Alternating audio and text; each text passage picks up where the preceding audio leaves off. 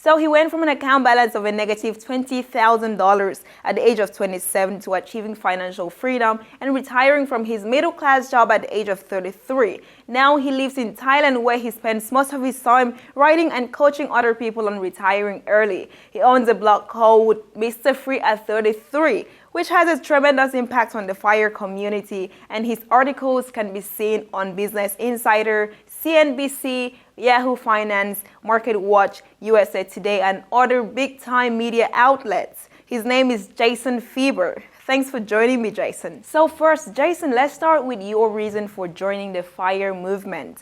What was that aha moment for you? Well, joining the movement, I would say it was more of just a personal thing.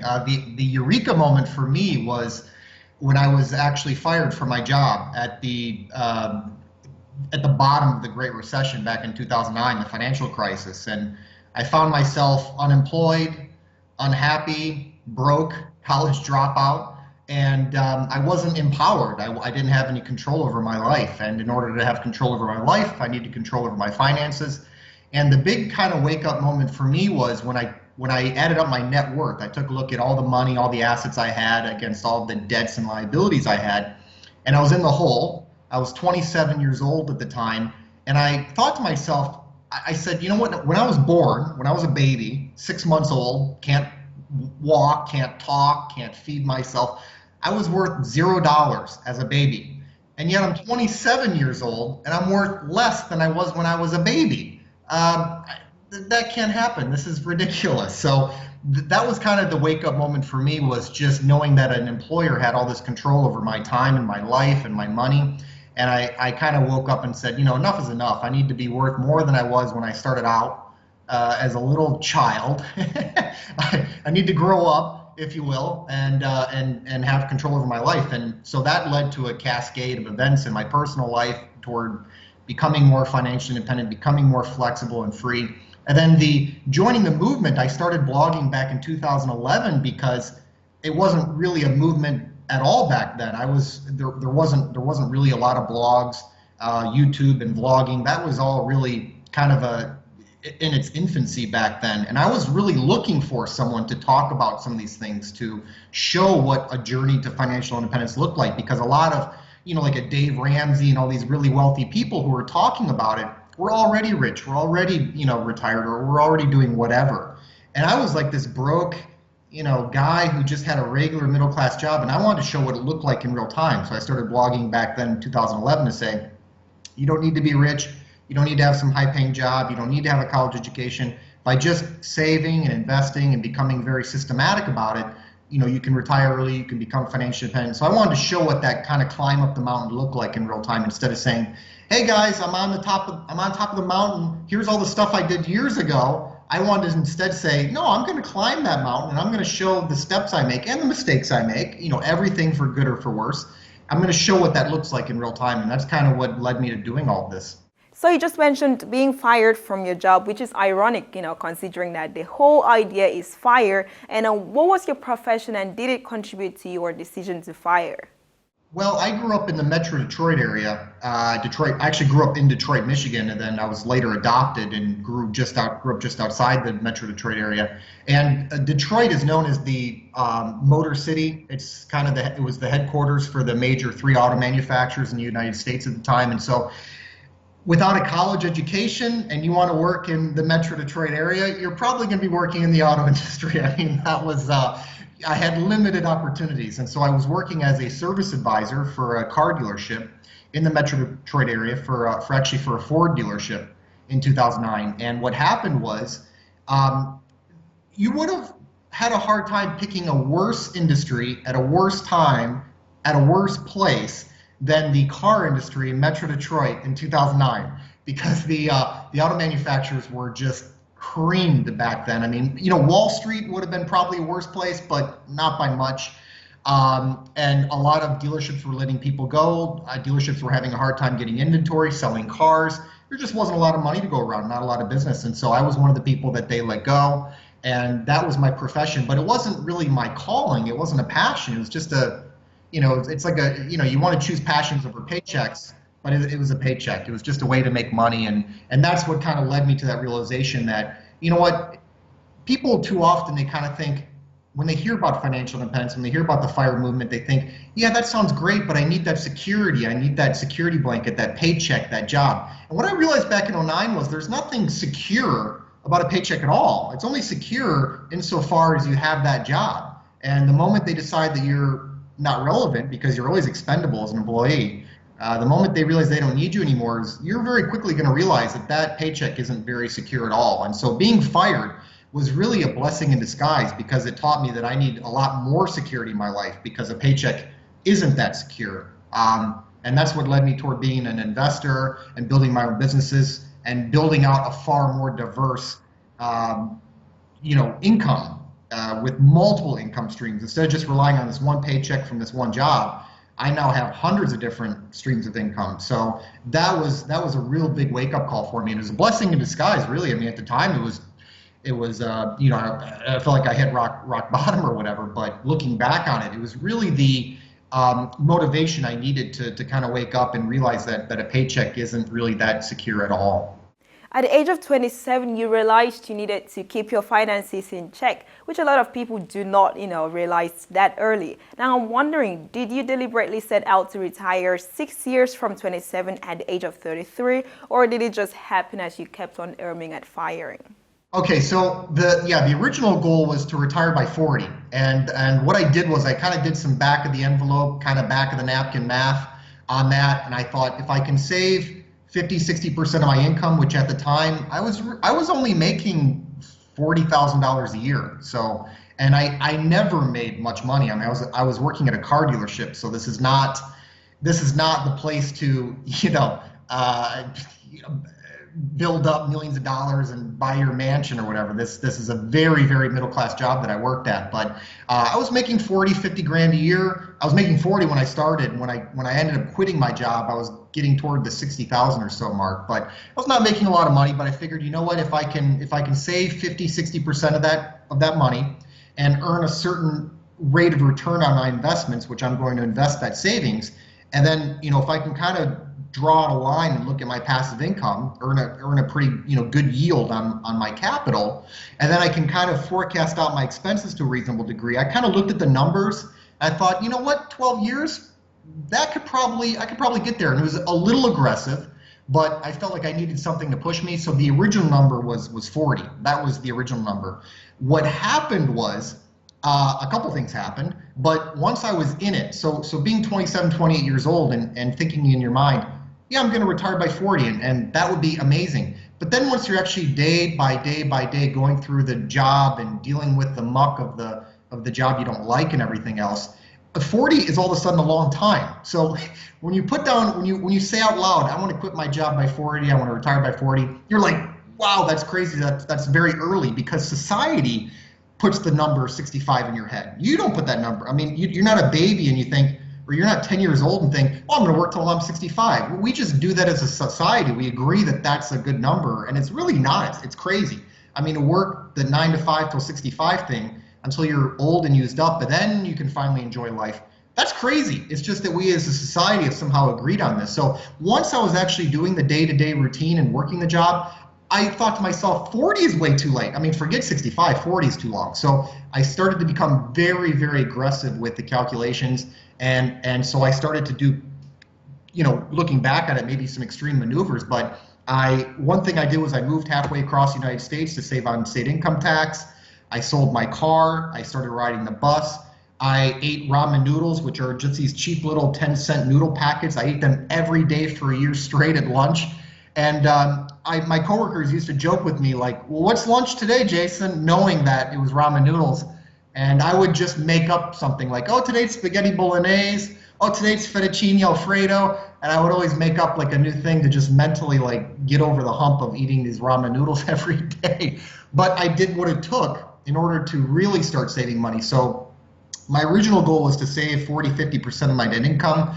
And then I started getting up toward the 60-70% mark. So that was accomplished through two ways. Number one was obviously spending less. And the other way to move the needle is to earn more. So I started showing up early, staying late at work, I started getting promotions. So I started off working around Volkswagen cars when I moved from Michigan to Florida, and then I eventually made my way up through the value chain into, or not the value chain, I should put that differently, but I started moving my way up into the hierarchy of brands. So I started off with Volkswagen. I eventually moved my way up into Porsche and Audi, which of course with Porsche and Audi cars relative to Volkswagen, service costs more, parts cost more, and someone who's working on commission is going to make more money.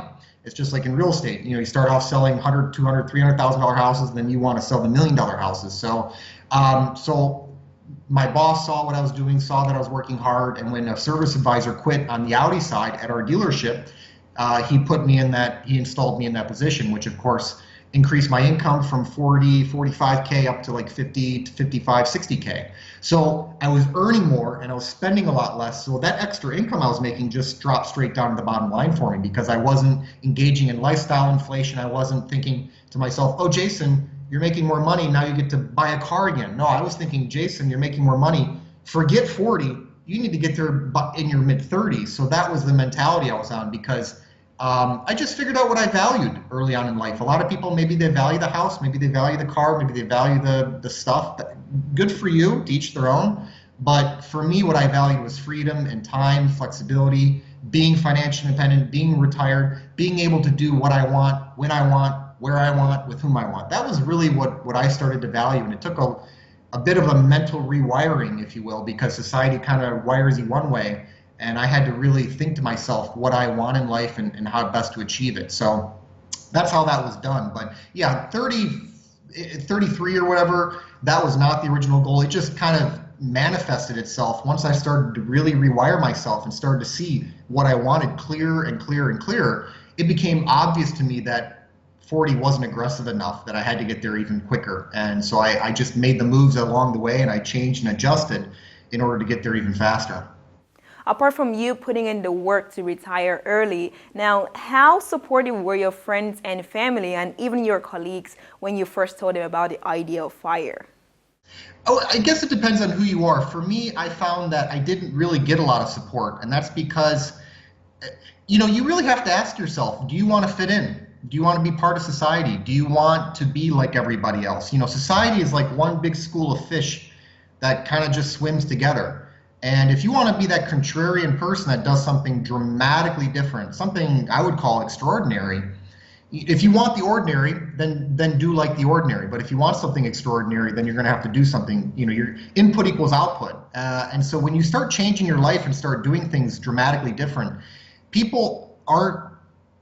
most people probably aren't going to understand that. And it's hard to support something you don't really understand. So I didn't really get a lot of support. No, I have a best friend that I've been friends with since high school, and he thought, wow, that's pretty amazing. And I would say he supported in the fact that's like, wow, that's cool, man, do you. But in terms of a lot of people know it, I was really pretty quiet about it. I didn't want people at work knowing about it. I certainly didn't want my boss knowing about it, because I wanted him to promote me. The last thing I wanted my boss to think is like, oh, this Jason guy's going to like retire early and quit. We're not going to give him promote. We're not going to give him more money. We need somebody who's going to be the 9-to-5 grinder and grind it out till he's old. So I wanted everybody to think I'm a foot soldier. I'm in the trenches with you. I'm going to be here until I'm old. So I was very quiet about it. When people started to find out about it was, so when my first blog, Dividend Mantra, started to take off, the Today Show, which is a big program in the United States, they came and interviewed me at work. And so then the secret was out. Then people really started to figure out what I was doing. But support, I would not say support. People are funny. There's something called the crab mentality. And what it is, it's a real phenomenon where fishermen will catch crabs and put them in a bucket. And if one crab tries to escape from that bucket, the other crabs will pull that crab down and say, if I can't have it, neither can you. And I found that a lot of people in my personal life had that same mentality, where if they can't have it, then neither can I. And I actually had to kind of disassociate myself with a lot of my family members. I have 3 sisters, and I don't have any parents anymore. My mom died many years ago, and my dad left when I was young, and that's why I was adopted. But I had to really kind of disassociate myself with my family, because once I started to become financially successful, they started to develop certain expectations about me. financially in terms of, am I going to support them? Am I going to help them out? And they started to see me as kind of like Daddy Warbucks or whatever. And that's, I said, hey guys, look, I worked really hard to get where I'm at, and I'm happy to share tips. I'm happy to share experiences. I'm happy to promote and support you, but I'm not just going to write checks. So no, I didn't really get a lot of support. I had to kind of do it on my own. Everything I have, I did with my own two hands, but that makes me more appreciative of it.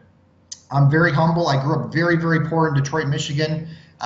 So everything I have now, I'm just in awe of. I mean, I sometimes feel like I'm in a dream that I haven't really awoken from. So I didn't get a lot of support, but I really think that made me work that much harder, because I said, you know what?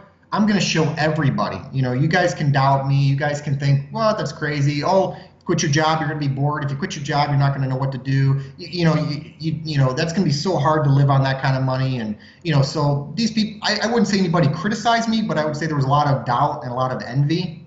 And so that just pushed me harder. I just used that as fuel for my fire, if you will. I want fire and more fuel for it, please. And the more people doubted me and envied me and everything else, the more it motivated me to prove it was possible and to do it and to succeed at it and to become happy and to live the life I set out to create years ago. And now it's all wonderful. And those same people might kind of shrug their shoulders and say, oh yeah, okay, well, it worked for him. Maybe he's an outlier. Maybe but that wouldn't work for most people. So no matter what you do, there's always gonna be those doubters. You can prove them wrong over and over again, and they'll still doubt you. So I just tune those people out. I don't worry about them. I don't listen to them. Because it's that crab mentality, and they're trying to pull me down. And the more they pull me down, the stronger it makes me to pull myself out of that bucket. So I appreciate it. It just makes me stronger. Your story is very inspiring, and you have done tremendously well for yourself over the years. So I have to say congratulations. You currently have more than 100 companies in your investment portfolio. So what were your first successful investment steps, and what would you recommend for a person who wishes to start investing today? Well, when I started looking at investing, when I first started buying stock, it was early 2010. So I was not quite 28. It was early 2010. So I was fired in 2009. I moved to Florida, and early 2010 I started buying stocks. I didn't know anything about it. I didn't know what I was doing. I was buying stocks randomly. I thought, oh, that sounds good, I'll buy that. I didn't know what I was doing. So after about a month of that, I sold out of everything, and I said, you know what, Jason? Knowledge is power. You need to educate yourself, because this is not a very good path to building the wealth that you need to build in order to be financially independent and retire early and everything else. So I took a couple months to read a number of books and to educate myself. And when I started really looking at investing, I started to read about very successful, famous investors like a Warren Buffett, like a Peter Lynch, like a Benjamin Graham, like a Templeton. And what I realized was that a lot of these very successful investors were investing in very simple business models that are producing the products and or services that people all over the world demand and buy and are willing to pay a premium for and are willing to pay more for over time, with inflation and everything. So I looked at Warren Buffett, seeing he's buying stock companies like Coca-Cola. Recently, Berkshire Hathaway invested heavily in Apple. These are not really difficult to understand investment themes or concepts. It's not hard to understand that people like smartphones, and that Apple's a very profitable company because of that, and they make a lot of money, and they pay you a dividend, and that dividend is growing year after year after year because their profits are growing year after year after year. So kind of when I first started investing, I started looking at that, and I started looking at what companies do really, really well over time. And it's not the super hard to understand stuff that that's just on the breaking edge of a trend or something. It's the very simple, timeless, classic business models that are selling stuff like tissue paper, banks, and frankly, you don't even need to get on it very early. Like I said, Buffett just started investing in Apple very recently, and the iPhone was introduced back in 2007 or something like that. So we're talking 11 years later. You can just get into Apple and still make a lot of money. So when I first started investing, I realized that I wanted to invest in easy to understand business models, simple business models, companies that made a lot of money, and companies that rewarded me with my fair share of that growing profit, because the publicly traded companies ultimately own collectively through the shareholders. Shareholders collectively own any publicly traded company. So when you are out there selling products, if you invest in Coca-Cola, you have a right to, whatever profit they earn from selling every single can or bottle of Coca-Cola or whatever they sell is Simply Orange or Dasani water, so on and so forth. So every dollar of profit they make is technically the right of the shareholders. That's your right. You have a rightful share to that. You have a claim on that profit. So I decided I only wanted to invest in companies that are able and willing to share with me their growing profit. If a company isn't earning profit to pay a dividend, then they're an unprofitable company, and I don't want to invest in a company that doesn't make a profit. And if they're not willing to share that growing profit with me, that tells me they're selfish and they're trying to keep my money from me. So I really set forth a very simple investment strategy. The investment strategy I started with and I stuck with and I'm still with is dividend growth investing, which is basically just buying shares in high quality businesses that pay growing dividends. And I knew that once I had enough growing dividend income to pay my bills in life, my essentials, my basic bills like housing and food and transportation and so on and so forth, once I had enough of that passive income coming in, then I was free. I was free to do what I want. I wouldn't need a paycheck anymore. And whatever I would do with my free time, if that earned money, great. If it doesn't earn money, great. But I knew that once I had kind of a floor, a basic floor on my income, and that floor matched my floor on expenses, then I knew I was free and I could do what I want. So with investing, it's not real complicated. That said, most people should probably just stick with, if they want to be in stocks, it depends on what you're getting into. But if you want to be in stocks, something like the S&P 500 or buy the world or buy the entire US market, whatever, buy a low cost, broad-based index fund. Just keep in mind though, when you're buying an index fund, you are buying stocks. You're buying hundreds and hundreds and hundreds of stocks. So I basically replicated that. And the reason why I didn't just buy the S&P 500, people might ask me, well, if you want hundreds of stocks, why not just buy the S&P 500 and be done with it? Well, it's because it doesn't produce enough income for me to live off of. The S&P 500 yields like 1.8%. My portfolio yields around 3.5. So we're talking almost double. And what that means is that in order for me to live off of my investment income, I don't need to sell stock. So if you buy the S&P 500 and you want to, and if you want to live off of 4% of your money and you want to abide by, say, the safe withdrawal rate of 4%, then you're going to be selling 2+% of your portfolio every year. And I don't want to do that because I look at my portfolio like a tree, like a fruit tree. And every position, every stock is like a branch. And the dividends are the fruit. You want to call it a lemon tree or a cherry tree or what have you.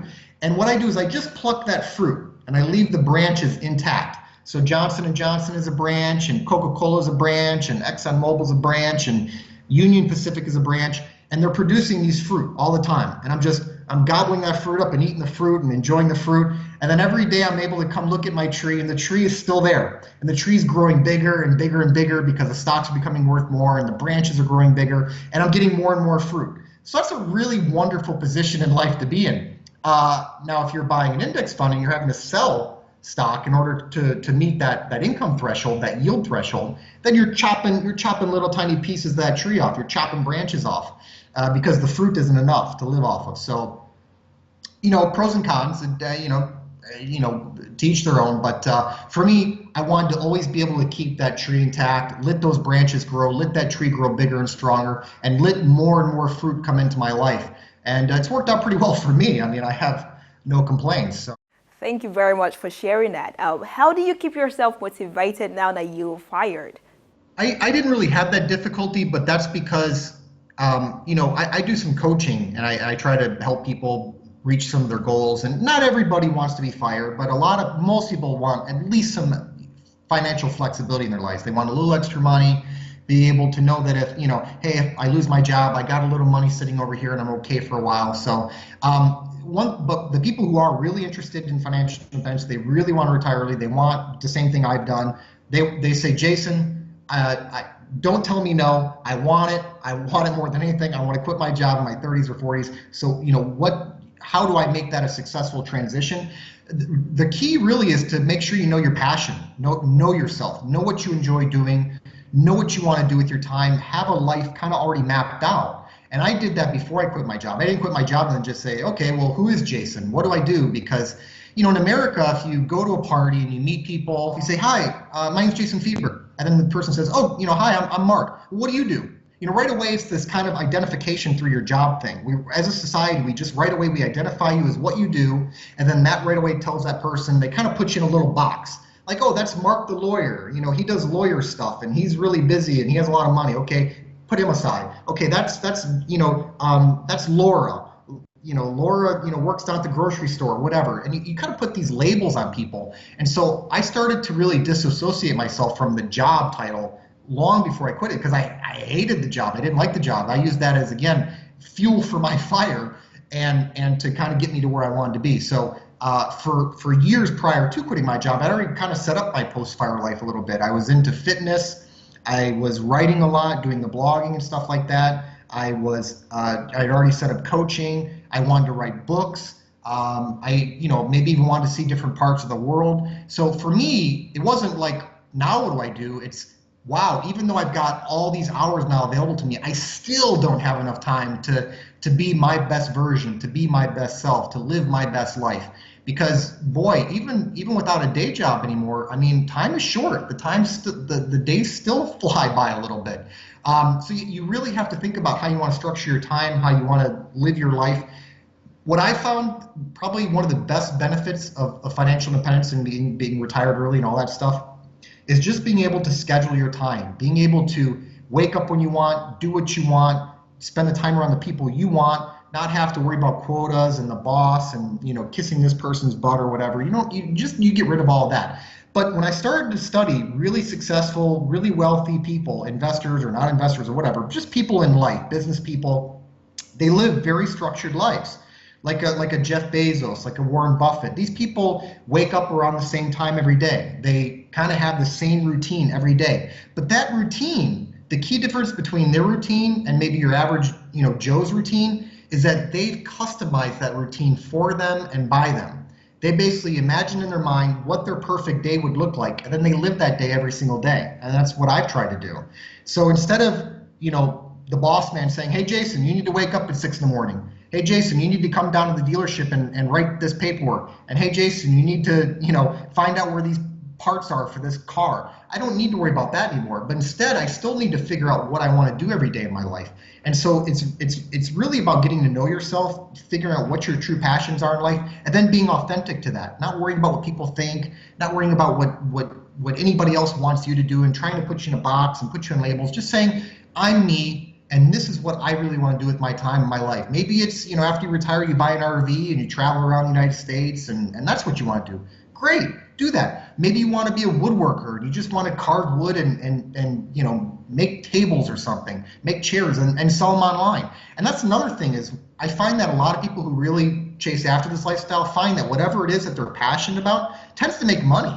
A lot of people have this kind of false idea about FIRE where like you wake up when you want, no alarm clock, and then you just kind of lounge about all day, and it's this very leisurely thing.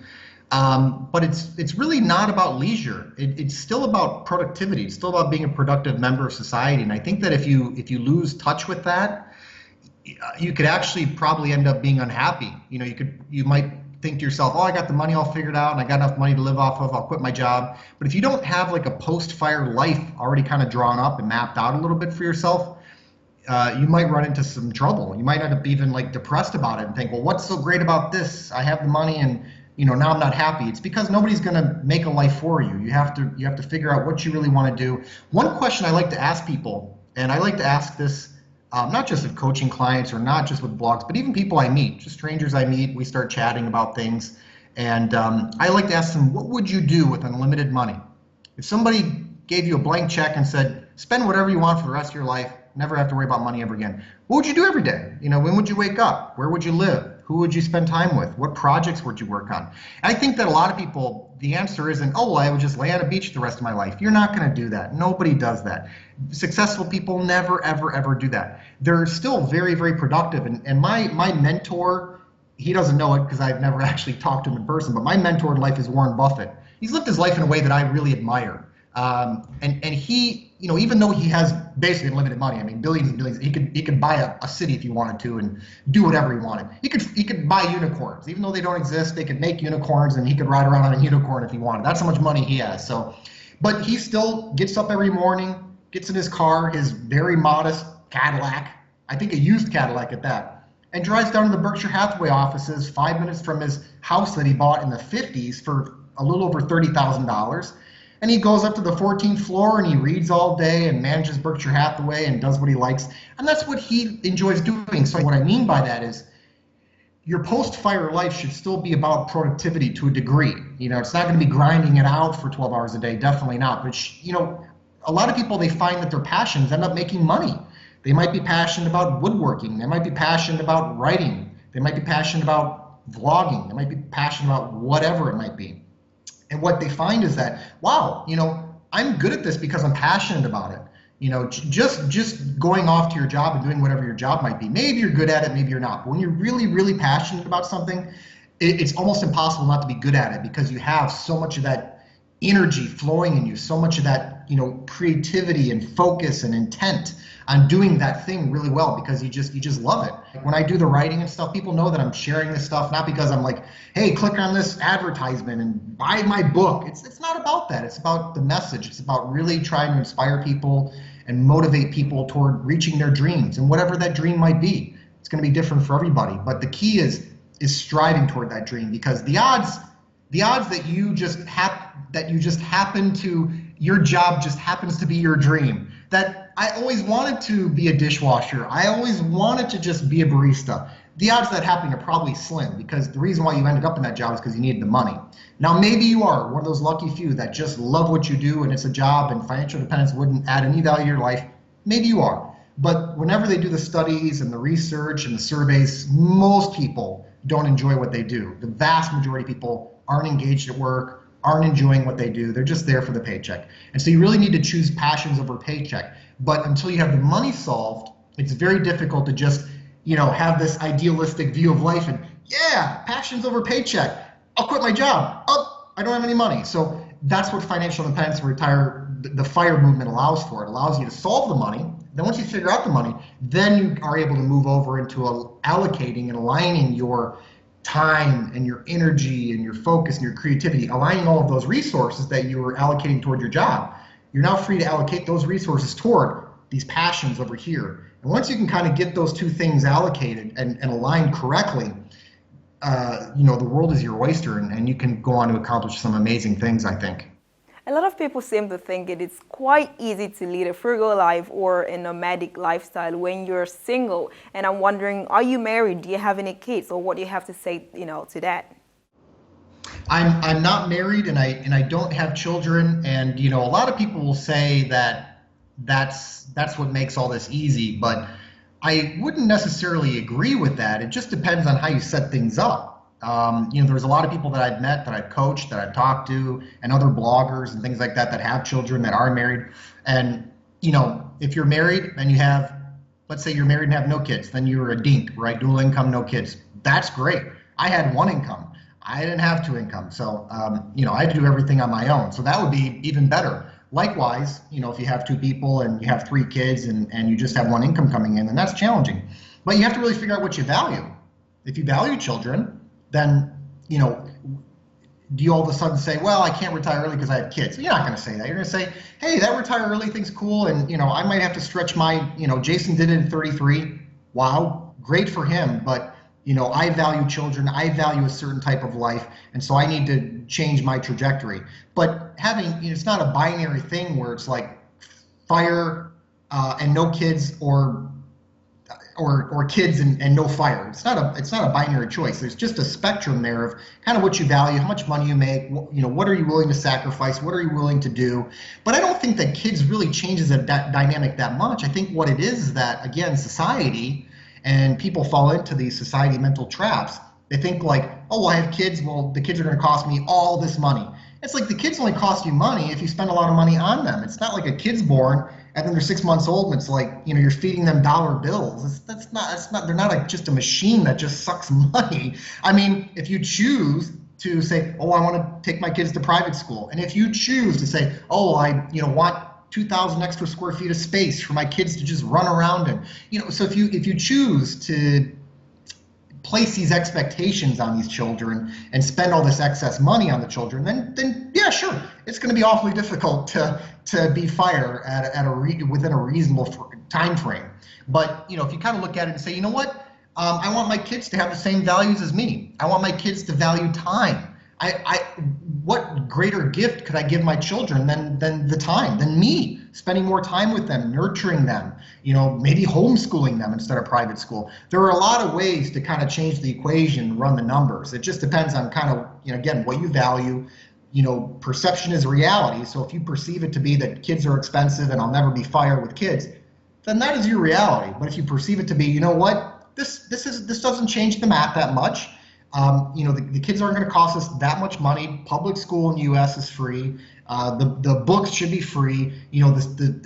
My kid's not eating 10 meals a day and costing me $30 a day on food. So you start to say, well, we'll buy in bulk, and the incremental extra costs of food aren't that great. And we don't need a big palace because we have 2 kids. So you start kind of changing the perception, changing the narrative, and you'll find that FIRE isn't that different.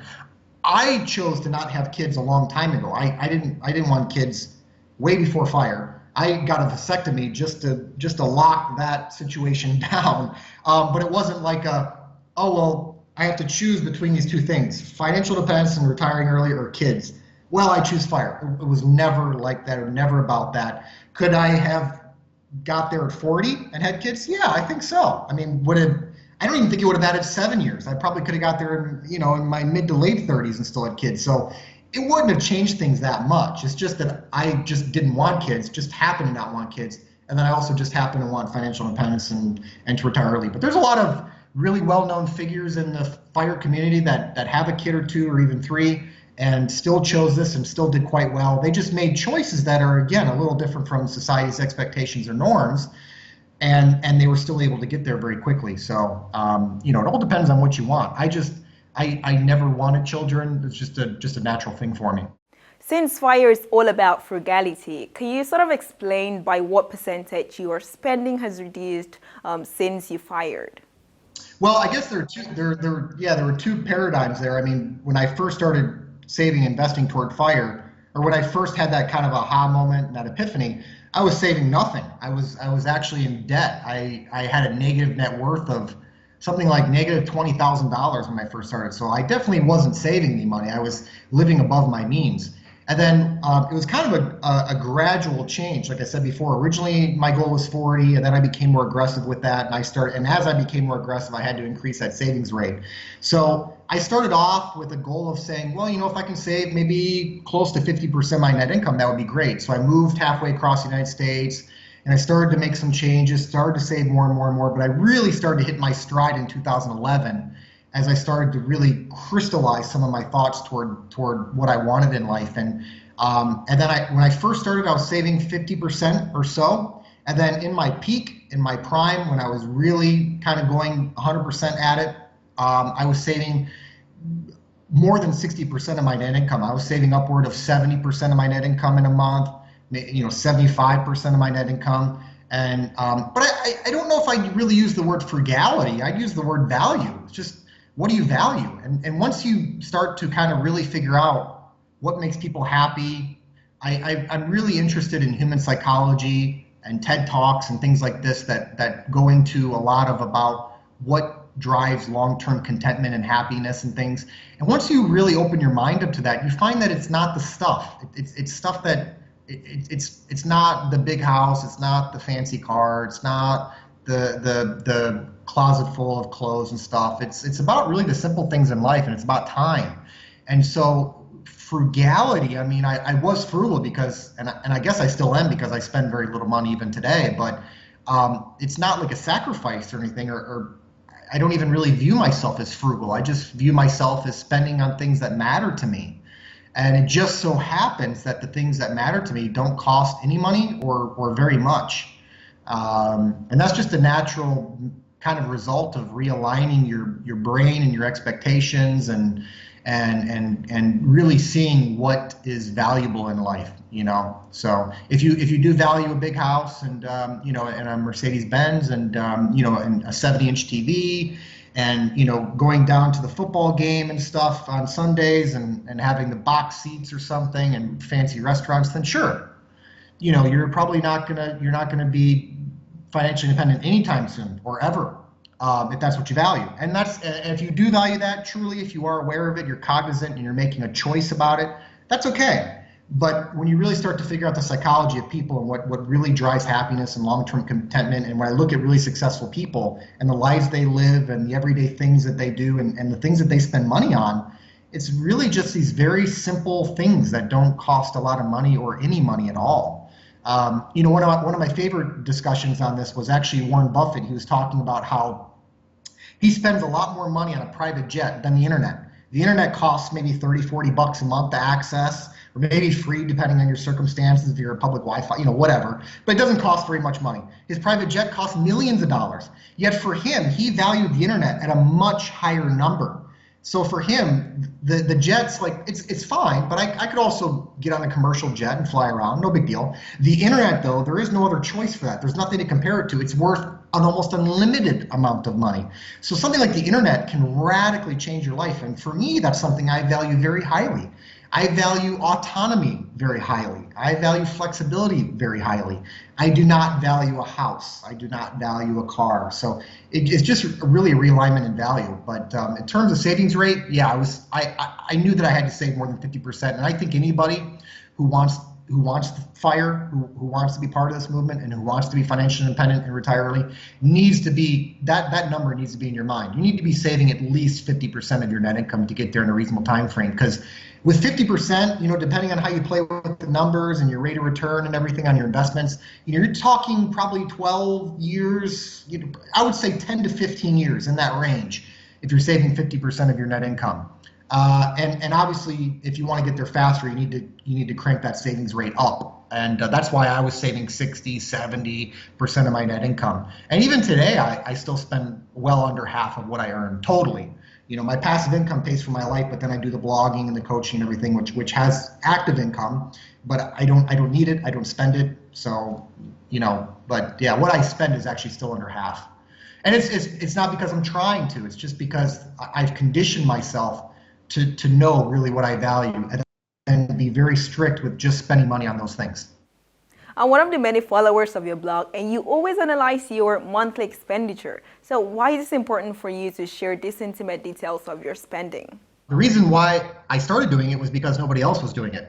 Because nobody wants to really talk about what they're spending on. Everybody, we spend money and we're like, as long I'll spend it, but as long as nobody knows about it, it's okay. It's just my little secret. So I said, you know what, I'm not going to do that. I'm going to put myself out there, and it'll keep myself honest, because I'm certainly not going to go spend money if I'm embarrassed to talk about it publicly. If I'm going and buying something and I don't want to share it, then I'm just not going to do it. So it'll keep me motivated to spend less and be kind of authentic to myself and make sure I'm on the right track as far as valuing my purchases. And then number two, I thought it would inspire others to be more authentic and find their own value system, and maybe even other people to go out there and start sharing their expenses, because nobody was doing it. I kind of started blogging and talking about this because I couldn't find anybody else writing what I wanted to read. So I thought, well, I'll do it then. And that's exactly what's happened. A lot of people over the years have started doing that, opened up their expenses, talk about what they're spending money on, for better, for worse. Hey, this month, just had this terrible month. We spent a bunch of money on X or Y. And then other months, it was great. We were right on budget. Everything was fantastic. It's kind of life. Life has its ups and downs, and you're going to see that when you're sharing your spending every month. So I started doing that many, many years ago, and because like I was saying earlier, in order to become financially independent and retire early, you need to be saving a high percentage of your net income.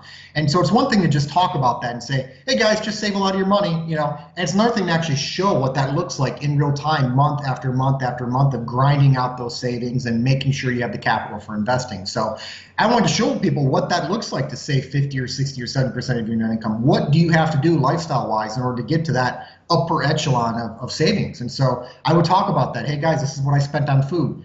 This is how I spent so little on food. This is what I'm spending on rent. this is why I'm spending so little on rent. I'm living in a very dated condo. I'm sharing this condo with someone else. I have no car. That's why my transportation costs are so small. So I was actually showing that in real time all those years. And the reason why I still do it, even though I'm already in FIRE and I don't really have to do it anymore, is because I want people, well, a couple of reasons. First of all, I want people to know that it's still important to track that.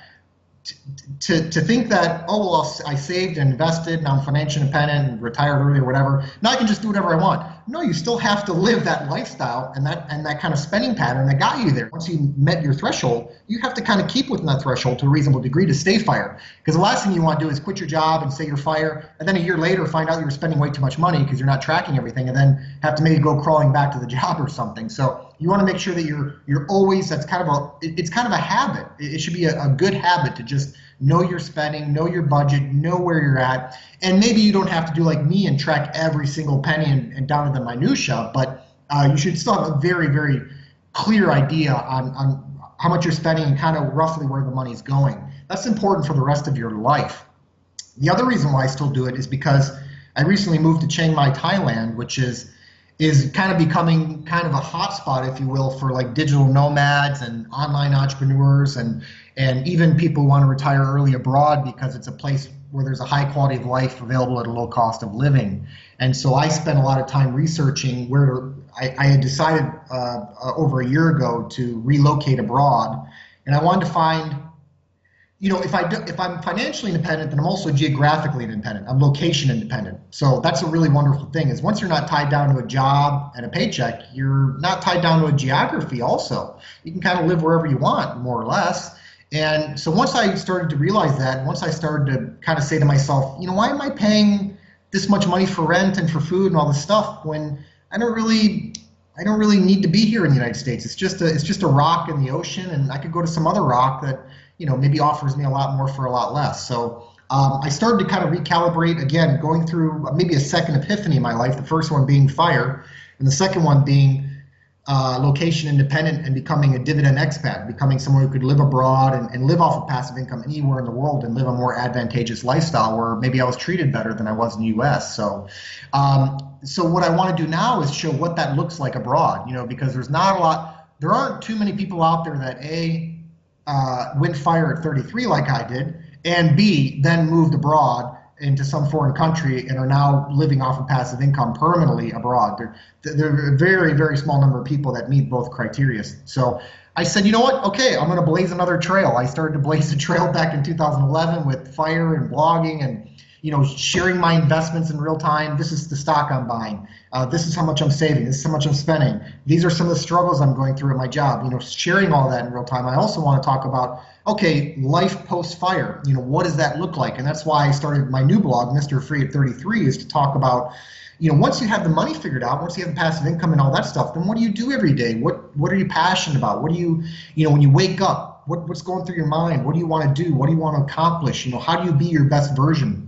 And so for me, that involved moving abroad in order to take advantage of a lower cost structure and to kind of move away from the mentality of the United States, which is this very 9-to-5 grind, groupthink, echo chamber, where if you don't do as society does, you're kind of like cast aside as an outsider.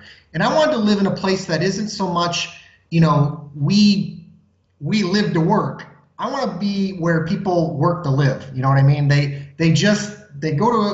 work and they make the money so they can really live their life how they want to live it. Instead, in the United States, it's just a very strong correlation between who you are and what you do.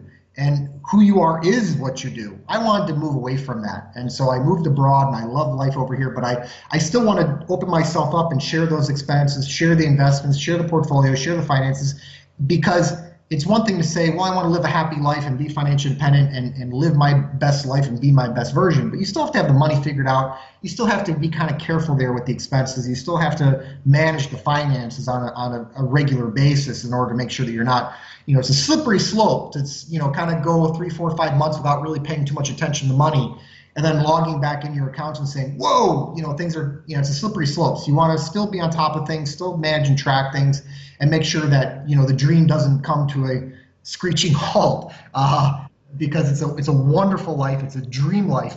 And I want to stay asleep for the rest of my life, and I have to continue kind of managing those finances and making sure that that foundation is still intact. And so that's why I share it. I share it because I want to inspire others to kind of realign their values and stay open and keep myself honest, and then also show what that looks like living abroad, because there aren't too many people who have retired abroad in their 30s like I have. So, what does that look like?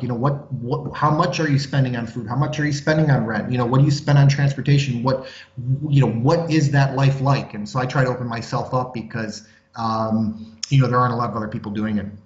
Now you live in Thailand and you spend roughly about $1,200 monthly. And does that include healthcare and taxes?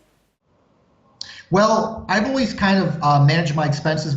In order to live as frugally as I did, in order to get my savings rate so high, I focused on what I always called the big three, which is housing, transportation, and food, because that's the majority of where most people's spending go. I mean, you're going to spend most of your money on your accommodation, your food, and your transportation. The rest of the expenses kind of take care of themselves once you really attack those big three. So that's what I always mentally focused on. I kind of applied the 80-20 rule and focused 80% of my time and attention and focus on the 20% of budget lines that really impacted 80% of my spending. So the great thing, though, is that you could expand that big three, if you will, to the big five and add in healthcare and taxes. And those are the other two that really tend to eat people's money up. Well, I knew that before I moved here, and it was something on my mind because my ACA premium, my Affordable Care Act premium before I left the States was like approaching $300, and it was set to rise significantly in 2018. A good friend of mine who's the same age as me and in the same position, no kids, all this and that, health-wise, his premium, and he was living in Florida, which is where I relocated here from, his premium jumped over $500 a month. And that was for the bronze plan, which is like the high deductible, the high HDHP or whatever.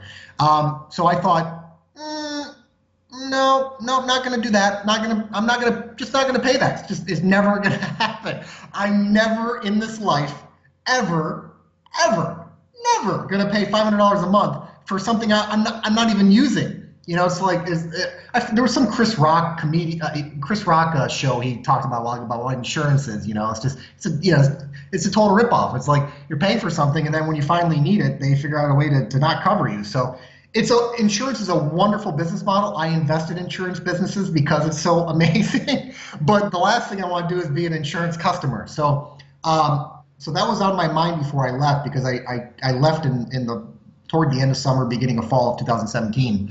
And so to answer your question, no on taxes, no on healthcare, and I'll tell you why. First of all, taxes. In the United States, dividend income, which is what I live off of, is advantageously taxed relative to W-2 income or job income.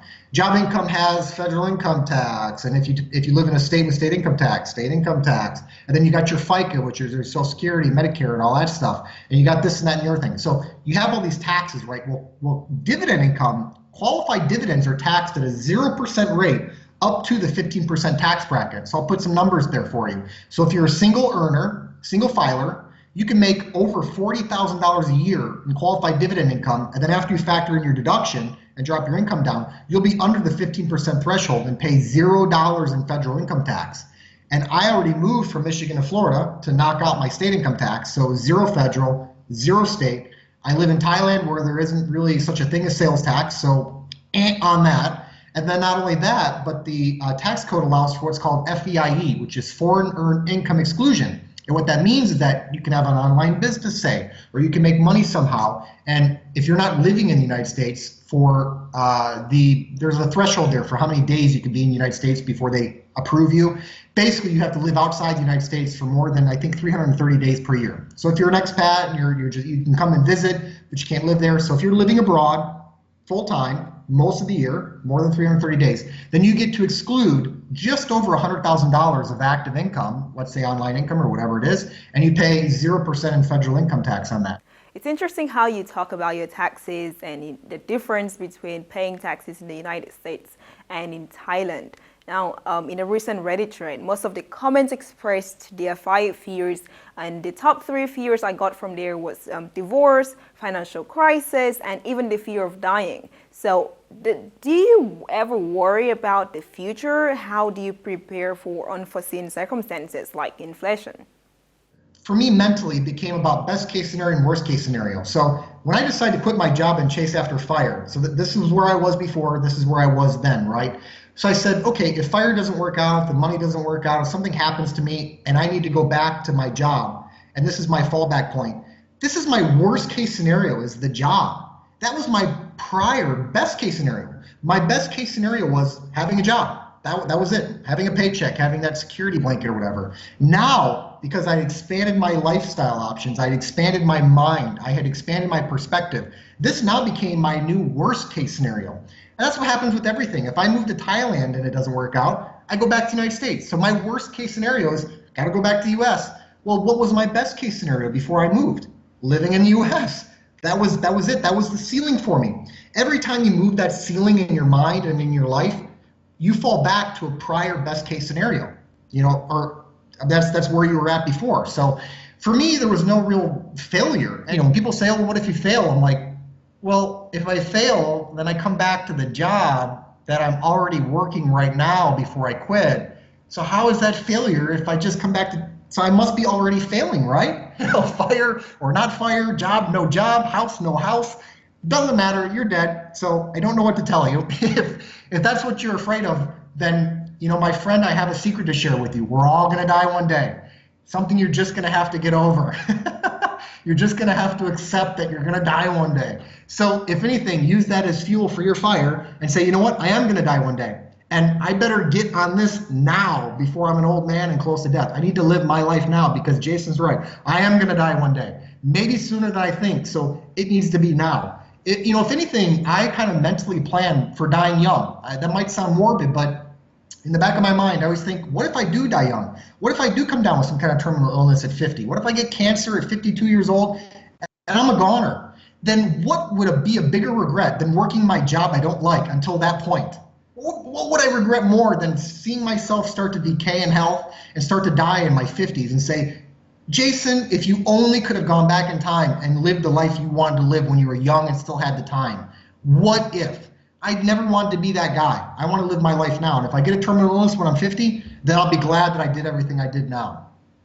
That's definitely an awesome way to tackle your fears. A lot of people do not see it that way. And now the FIRE community, as you know, is growing significantly. I want to know, what are your 3 top books that you would recommend for new FIRE recruits?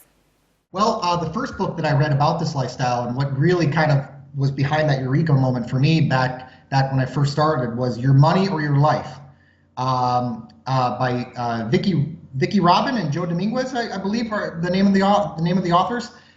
Your Money or Your Life, great book. It really, the title of the book says it all. Do you want your money or do you want your life?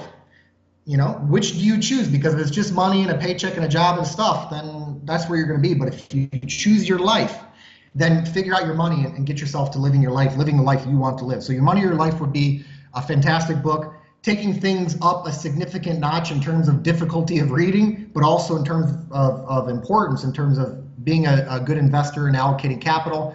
The other book I've read that's just mind-blowing is called The Intelligent Investor by Ben Graham. And it's Warren Buffett calls it the greatest book on investing ever written. It's written by the guy who taught Warren Buffett. So let's just think to ourselves, Warren Buffett's probably the greatest investor who's ever lived, went from 0 to 80 plus $billion. We can say he's the best that's ever done it. This is the guy who taught Warren Buffett. So he probably knows what he's talking about. And this is the book that Warren Buffett read back in the day. So a lot to be said for that. So The Intelligent Investor, fantastic book, definitely a great read. And this isn't just for investing in stocks. This isn't just for investing in like dividend growth stocks like I do. This is just for being an investor in general, just for being someone who really understands how to allocate capital, how to think about the time value of money, and how to make intelligent choices across the spectrum of your life as you grow your wealth and passive income, okay? And the third book, I'd be remiss if I didn't recommend one of my own. I recently wrote 5 Steps to Retire in 5 Years. First week it turned into a bestseller in its category on Amazon. And now this book, I will be fair, it's not for everybody. Not for everybody. It's only for people who really, because I did it in 6, and I write in the book that, hey, this book is if you want to be retired, go from 0, go from broke, to retire in 5 years. Now, I did it in 6, but I could have done it in 5. And that's because I didn't do certain things that I recommend in the book. Like, I didn't move to Thailand until I was already financially dependent. If I would have thought about this idea before, I could have done it faster because it's so much cheaper here. So there are some strategies in there. I did everything I lay out in the book. I just did it 1 year behind what I recommend. So 5 steps to retire in 5 years. Again, it's not for everybody. If you have a very, more modest goal of getting there, in your 50s and you have 3 kids and you want kind of a regular type life, but you just don't want to work until you're really old, it's not the book for you. But if you really want kind of some of the things I've done and you really say, you know what, I want to be FIRE ASAP. I don't want to work one more day than necessary at my job. I want this life now. Then it's a great book. And even if, the book doesn't totally relate to you in every aspect of your life, if you get to from zero to FIRE in 8 years and not 5, that's still pretty good. So, if you're not able to apply every concept to 100%, and I do lay out the math in the book, I actually do the numbers. It's not like just generalizations of, hey, yeah, save this and you'll probably get there. It's like, these are real numbers that I used and you could use. So if you can't apply all of that to your life because of whatever differences we have in lifestyles or expectations or perceptions or whatever, and you can apply some of the concepts more broadly and get there a little later, then hey, that's not a bad thing if you use some of the concepts and get there much earlier than most people. That would still be a phenomenal result. So those 3 books, definitely I would start with Your Money or Your Life because it's a very easy read and it really starts to kind of rewire your brain in terms of what you value and what you prioritize in your life, prioritizing your life over your money. You're not just a writer, but you're also a coach. And I'm wondering, what are some of the biggest challenges you face when dealing with new clients? What is the most important lesson they will learn when they come to you? Probably most people actually don't have a terribly difficult time with figuring out money. I think money actually isn't that hard. It's kind of like losing weight. I would say it's simple but difficult. It's simple to understand your mind that I have to spend less than I earn and invest the difference, right? It's simple to understand that I have to consume less calories than I burn, and run a calorie deficit and lose weight. But it's difficult to actually execute those steps day after day after day throughout your life, right? And build those good habits and everything else. That said, figuring that out isn't that difficult. And usually most people can kind of figure out the money and get some steps and get some good habits built. What I find that most people are challenged with is building the life they want after financial independence and figuring out what their passions are and what are they going to do and creating that customized lifestyle. And that's really, I think, where my coaching is that's what it's evolved into. I first started trying to get with people and work out specific individual money problems. But money is it's a universal language, and it works the same for me or for you. It's fungible. $20 for me is $20 for you is $20 for the next guy. Money problems are pretty universal. Money challenges and money solutions. But I would say that the things that aren't universal and that are very individualistic and very specific to a particular person are like lifestyle challenges and lifestyle choices and things like that. So the biggest thing I would say is when you're reading books and when you're chasing after the financial independence and you want to retire early, is to really start to develop in your mind way before you quit your job. Way before you quit, it is not quit my job, then build a life. It is build a life, then quit my job. So don't do that backwards. Start to think about way before you quit your job about what you really want to do with your time. Have kind of something mapped out in your head and try it out on the weekends. Try it out on days off. What I do, and I've kind of talked about this on the blog, is I don't know if all the viewers have seen the movie Groundhog Day with Bill Murray, but it's a movie where he's trapped in this time loop. And he's hilariously trying to escape this time loop because he's just stuck reliving this one day over and over again. And it's a really bad day for the guy. Just like a terrible day, and he's like stuck reliving it over and over again, right? And so, he's like doing all these crazy things in this one time loop because he can't die, or he does die, and then he just is reborn the same day. Well, I kind of took that concept and ran with it, and I said, well, what if I could live my perfect day over and over and over again? What if I were stuck in a time loop, and I had a chance to do really what I wanted every single day? And that's what I've done. I basically kind of designed a lifestyle.